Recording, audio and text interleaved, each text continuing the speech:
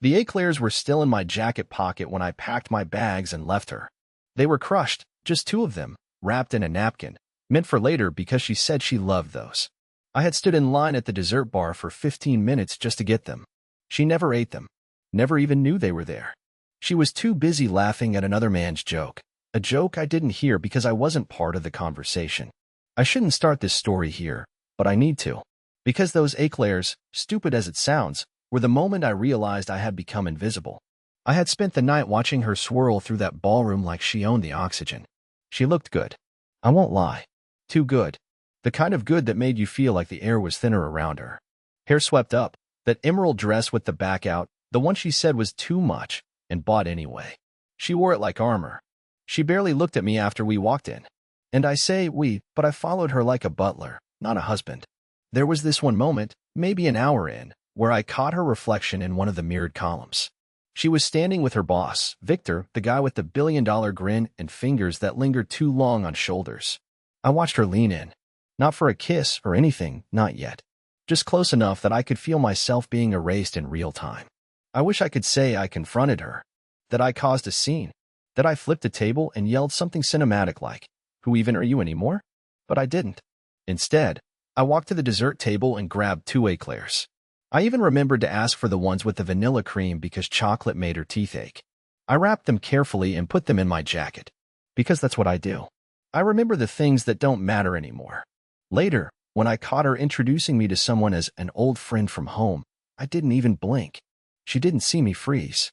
She didn't see me swallow the acid in my throat. She didn't even turn around when I left.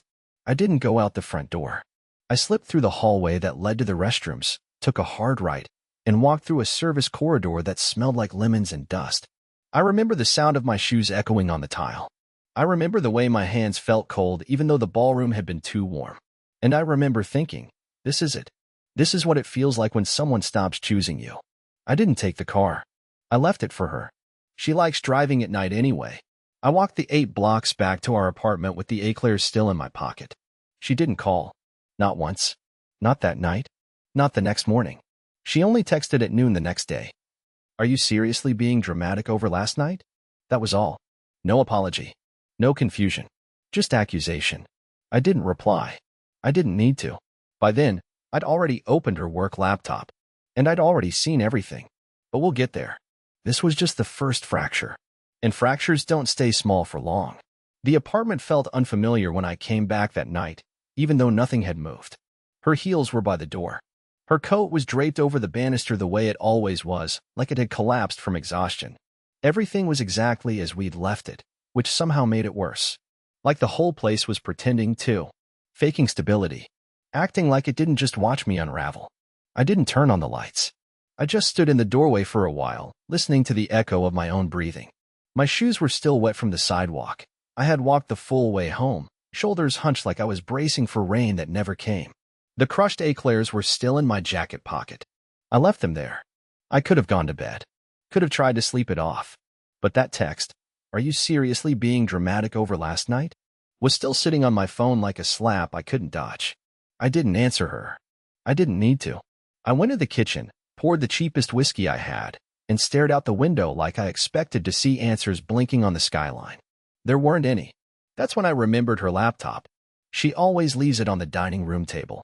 It's her work machine, but she uses it for everything. She never logged out of anything. Not her messages, not her email, not even her shared files. Said it was more efficient. I used to think that was cute, how she multitasked so fluidly. Now it just felt careless. I didn't go looking for anything. Not at first. I swear I didn't. But once I opened it and saw her work chat still running, something inside me cracked open.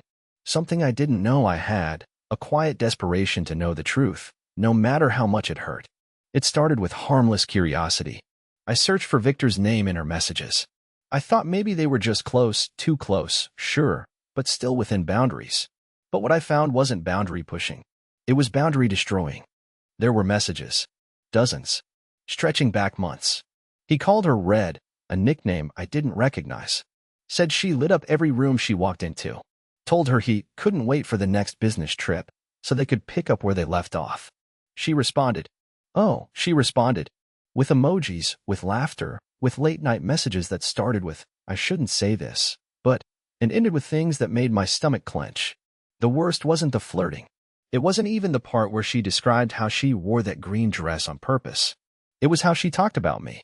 She called me safe, said I was too sweet to hurt.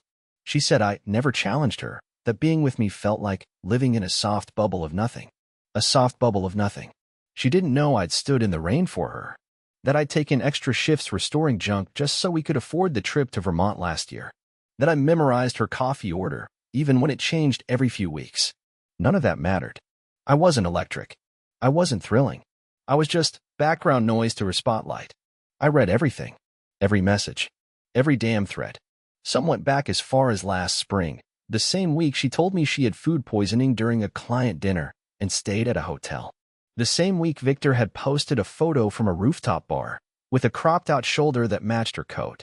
It felt like I was standing on broken glass. Every step cut a little deeper.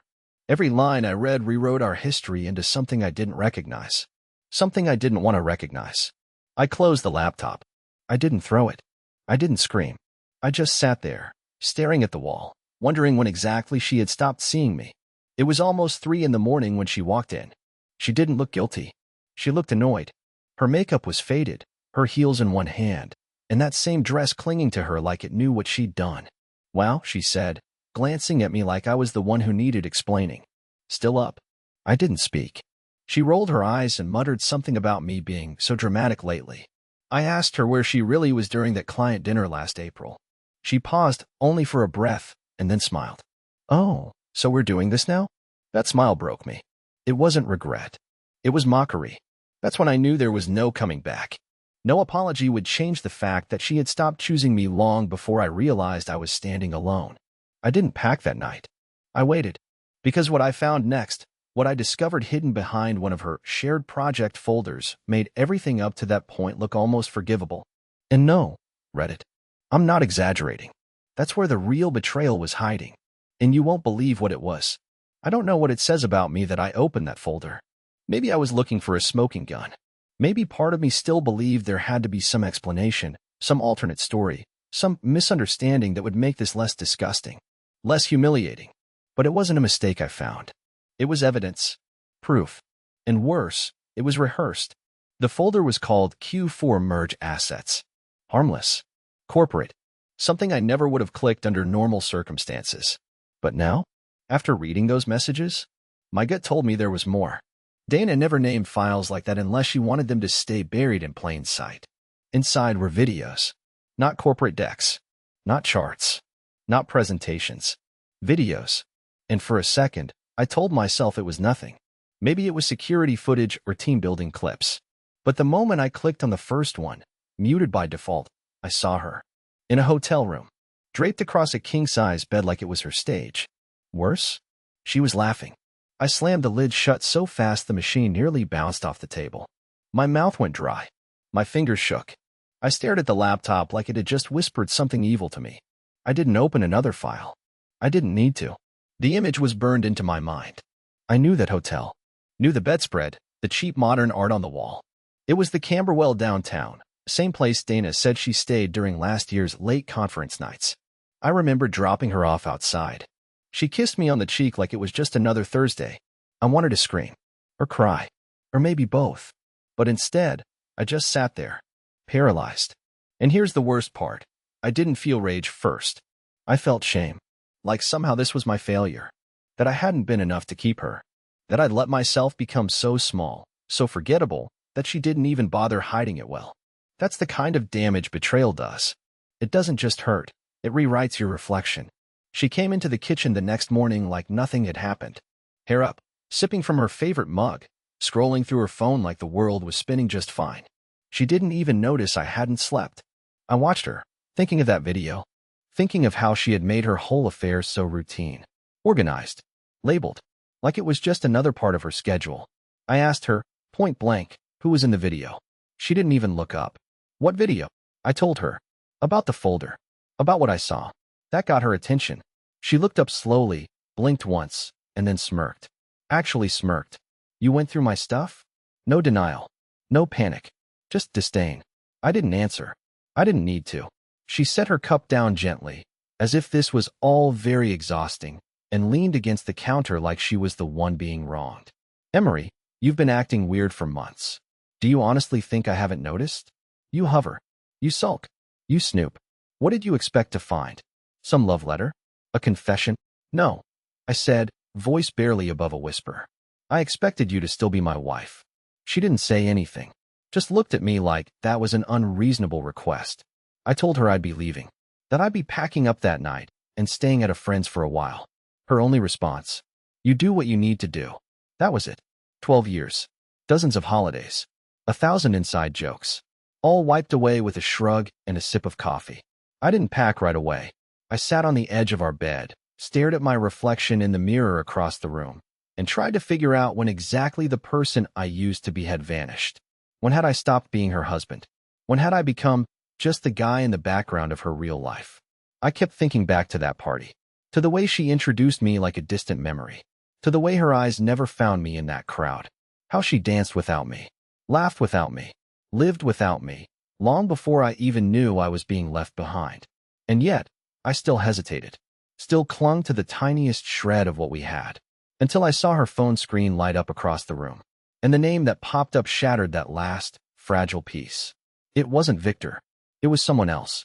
And I realized I hadn't seen the full picture, not even close. I stared at the name glowing on her screen like it had claws. Avery K. A contact I didn't recognize. It wasn't Victor, not the smug boss with his gold watch and wife-sized charisma. No, this was someone else entirely. And the message preview made my stomach clench. Still thinking about last night. I don't care what you told him. I meant every word. That was it. That one line was all it took to tilt the floor beneath me again. I walked toward her phone like it might bite me, like getting closer to it would somehow force reality to be gentler. I picked it up. No lock. Her arrogance had done me one last favor.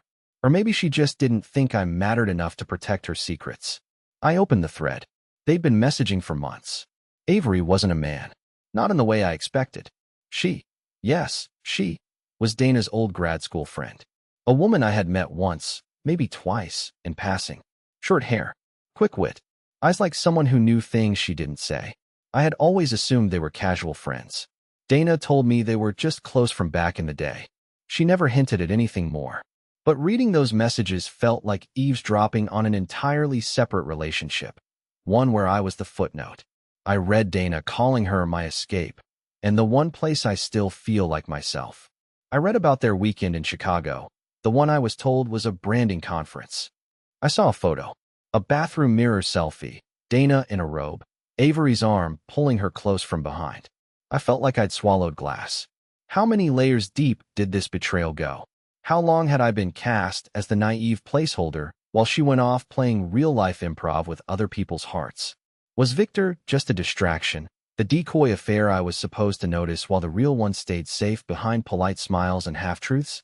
My mind went to every time Dana had told me she was overworked, emotionally drained, or just not in the mood to talk. How many of those nights were spent curled up with someone else, laughing at the man at home, sanding down antique chairs, and microwaving leftover soup? I should have been furious. I should have thrown her phone across the room or gone downstairs and demanded an explanation. But instead, I just sat on the floor, phone in hand, surrounded by silence so loud it made my ears ring. The worst part? I wasn't even surprised anymore. When Dana came into the room a while later, she didn't even ask what I was doing. She just reached for her phone like she expected it to be there waiting, like the very device that held the outline of her betrayal was just another extension of her hand. She saw me holding it and froze. For the first time in this whole unraveling circus, she looked scared. I didn't speak. I held it out to her like a knife someone had dropped. She took it slowly, glanced down, and her face changed, not to guilt, not to regret, but to something colder. Resentment. You shouldn't be going through my things, Emery. That was all she said. Like I was the one who crossed a line. Like I had stepped outside the bounds of decency by uncovering the truth. I laughed. I actually laughed. A dry, stunned, pathetic sound that bounced off the walls and died on the carpet. You've been cheating on me, I said. With your boss. With her. And you're mad I opened a text? She rolled her eyes, like I was a child throwing a tantrum over spilled juice. It's not cheating, Emery. It's complicated. That word. Complicated.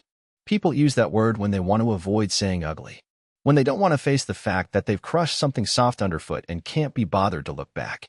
I asked her how long it had been going on. She sighed, like I was wasting her time. Does it matter? Maybe to her, it didn't. But to me, it mattered more than anything. It meant all those nights I thought she was tired, quiet, distant. She wasn't drifting. She was gone. She had just forgotten to tell me. I told her I'd be moving out by the end of the week. Her reply? Okay. Just don't be dramatic about it. Dramatic. That word rang in my ears all day. I guessed to her, heartbreak looks like drama. I guess seeing your marriage shatter into layers you didn't even know existed is just a flair for the theatrical. But I was done explaining my emotions to someone who had none left for me. I went upstairs and started pulling things from drawers. Not out of rage, just out of necessity. Shirts. Chargers. The book she bought me last Christmas, still unread. I found our wedding photo in the nightstand. We looked so young in it. Her dress had a tear no one saw but me. She had cried when I found safety pins and fixed it before we walked out. Back then, I was the fixer. Now, I was the guy standing in a room full of memories that belonged to someone else. But I wasn't leaving quietly. I had one more thing to do. And believe me, it would be unforgettable. I always thought if I ever caught Dana cheating, I'd go numb, shut down, crawl into myself and disappear. Turns out, I was half right. But the other half? It turned sharp. Not violent. Not cruel. Just focused. Like I'd spent years wandering in fog, and now, for the first time, I could see exactly where the edge was. After that last conversation, if you can even call it that, I spent the entire night gathering what I needed. Not just clothes and chargers, but evidence. Not for court. Not for lawyers. Just for me. For closure. For sanity. I copied every message. Saved the files. Exported them to a hidden folder on a flash drive I'd forgotten I even had. It wasn't revenge I was after. Not really. I wasn't plotting anything cinematic. I just needed to remember this happened, so that in the weeks, months, maybe years ahead, I couldn't gaslight myself into thinking it was just a rough patch. I needed proof that I didn't imagine it, didn't overreact, didn't make it bigger than it was, like Dana loved to say anytime I expressed actual emotion. Around 3 a.m., I sat at the edge of our bed, holding that flash drive, thumb pressed to the cool metal like it was a detonator. I had everything I needed to leave. I could have walked out then, left a note, vanished into some sad but quiet version of a new life. But I didn't. Because one thought kept echoing in my mind, louder than my own heartbreak.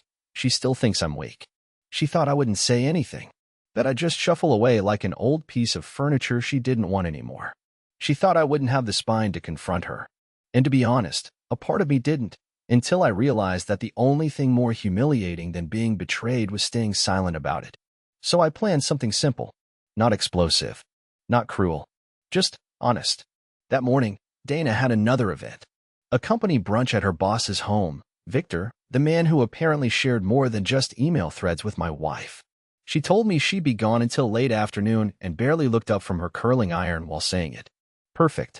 Once she left, I packed everything into my car. Every bag. Every box. But I didn't leave right away. Instead, I printed something. Not a letter. Not an explanation. Just a single page. Across the center, in large black letters, I wrote, I hope they were worth it. Below that, I taped screenshots. Just 3. Carefully chosen. One from Victor. One from Avery. And one of Dana, laughing in that hotel mirror, caught in a frame she never meant me to see. Then I placed that page in a clear sheet protector and slid it inside the front of our wedding album, the one she loved to keep on the living room bookshelf like a trophy. I left it propped open, her white dress smiling back at her, with the truth wedged inside like a secret too big to stay hidden. Next, I took her favorite necklace, the silver one I gave her on our 5th anniversary, the one she said made her feel understood, and laid it on the table beside it. Then I took my keys and left them behind. The door made a sound when I closed it. Not a slam, just a soft, final thud, like a period at the end of a long sentence no one wanted to finish. I drove across town to an old friend's house. Nolan, a guy I hadn't seen in over a year but who once told me, during a camping trip, if you ever need to disappear for a while, my guest room's yours. When he opened the door and saw me standing there, red-eyed with nothing but a bag and a flash drive, he didn't say anything at first. He just stepped aside and nodded. Like he knew. I collapsed onto his couch and slept for 13 hours. When I woke up, There were 8 missed calls from Dana. No voicemails. No texts. Just calls. And then, silence. 3 days passed before anything else happened. I spent them scrolling through job listings, rereading old journals, trying to remember who I was before I became someone's disappointment. Nolan left snacks outside the guest room and let me rot in peace. Then, on the 4th morning, I got a knock at the door. Not from Nolan. From her. Dana stood on the porch like a statue chipped at the edges. Makeup barely on, hair pulled back in a way that made her look smaller, less certain. She didn't speak when I opened the door. Just held something out in her hand. It was the wedding album. No words. No accusations. Just that book. And her eyes, red-rimmed and hollow, looking at me like I'd stolen something from her. I didn't touch it. She finally said, "You didn't have to humiliate me." And I replied, "You didn't have to pretend I didn't exist." She didn't cry. Dana never cried. Instead, she said something that knocked the air out of me. Something I wasn't prepared for. "I was going to leave you anyway." And suddenly, everything I'd thought I was escaping wasn't even the whole story. "I was going to leave you anyway." That sentence didn't land like a punch. It didn't explode. It settled. Like ash. Like the dust after a building has collapsed. I just stood there, in Nolan's doorway, in yesterday's clothes and bare feet, staring at my wife, or whoever she'd turned into, realizing this was no longer about betrayal. It was something colder than that. Something calculated. Something premeditated. She didn't say it with venom. She didn't even look angry. Her voice was flat. Quiet. Almost rehearsed. Like she'd practiced it in her head 1,000 times and finally decided to let the script play. "How long?" I asked, my voice barely audible. Dana shrugged. "I don't know. A year. Maybe more. Maybe more." That's when it hit me. This wasn't about Victor. Or Avery. This wasn't a mistake or a stumble. This was a campaign. A long, silent exit she'd been preparing while still sleeping beside me. Still kissing me goodbye. Still letting me fix her breakfast on Sundays like we were building a future instead of quietly digging a grave for the one we already had. I asked her why she didn't just tell me. Why drag it out? Why pretend? She looked away and said, "Because I didn't want to look like the bad guy. And I knew you'd fall apart." That was the part that actually hurt. Not the cheating. Not the lying. But the pity. The fact that the person I gave my heart to saw me as too fragile to handle the truth. So instead, she chose to lie until she could escape with her image intact. "You really think I wouldn't have handled it better than this?" I asked. She didn't answer. She didn't have to. I stepped outside and sat down on the porch steps, staring out at Nolan's overgrown lawn like it held answers.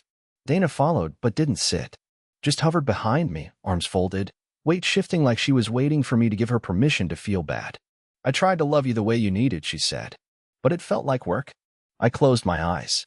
"You were always so careful. So gentle. I felt like I had to shrink around you or you'd break." There it was again. That accusation wrapped in concern. Like kindness was a crime. Like being dependable had become a weakness. "You told me once I made you feel safe," I said without turning. "I did," she replied quickly. But then safe turned into small. We sat in silence for a long time. She behind me staring into space. The distance between us was no longer emotional. It was real, physical, unbridgeable. She eventually placed the wedding album on the step beside me. "I'm not asking to fix this," she said. "I just thought you deserved to hear it from me before it ended." "It already ended, Dana," I muttered. "You were just the last to admit it." She left after that. No hug. No final plea. Just the soft crunch of her boots on gravel and the sound of her car disappearing into traffic. I didn't watch her go. I sat there for hours, holding that album like it was a bomb I didn't know how to defuse. Flipping through the pages felt surreal. 2 people frozen in time, grinning at a future that had quietly slipped out the back door. I stopped at a photo of us under an oak tree, laughing at something only we knew. My arm around her waist. Her hand pressed to my chest. 2 strangers with matching rings and no idea what was coming. Later that night, Nolan joined me outside. He didn't ask questions. Just handed me a beer and said, "So, are you going to let this ruin you, or remake you?" "I don't know how to remake anything," I said. That was her job. I just held the pieces. "Well," he said, sipping, "maybe it's time to build something for you this time." I didn't sleep much after that. My mind wouldn't stop running through everything, all the fake apologies, all the strategic silences, all the missed signs. But underneath it all, something else was waking up. Not anger. Not revenge. Something simpler. Clarity. For the first time in years, I wasn't waiting for her to come home. I wasn't shrinking to keep the peace. I wasn't tucking in my hurt to make her more comfortable. I was just standing still in the truth. And that truth came with a choice. To disappear quietly, or to leave something behind that would haunt her the same way she haunted me. The next morning, I woke up to silence. Not the kind that wraps around you gently, but the kind that presses on your chest, heavy and deliberate, like the air itself is holding its breath. Nolan had already gone to work.